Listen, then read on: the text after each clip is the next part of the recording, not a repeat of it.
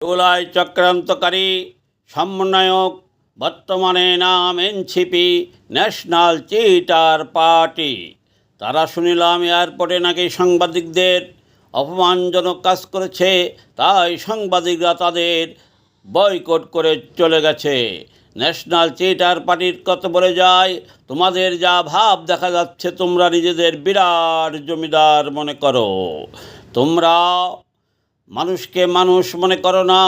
কিছু ফকিন্নি তারা এখন কোটি কোটি টাকার মালিক হয়েছে, তাদের এখন অবস্থা হয়েছে জমিদারি ভাব।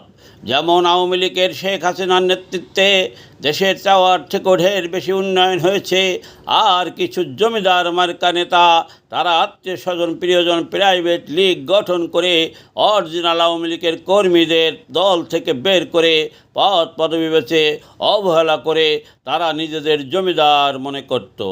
5ই আগস্ট পতনের পরে ওই সব জমিদার ভারত বাংলাদেশের পাশাপাশি ভাই ভাই, ভারতের সাথে বাংলাদেশের বর্ডার আছে, তাই যেভাবে হোক তারা পালিয়ে গিয়েছিল।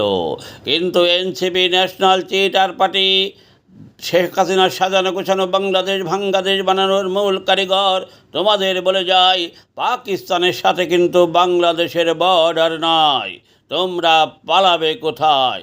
তাই এখনো সময় আছে, হুঁশিয়ার, সাবধান হয়ে যাও।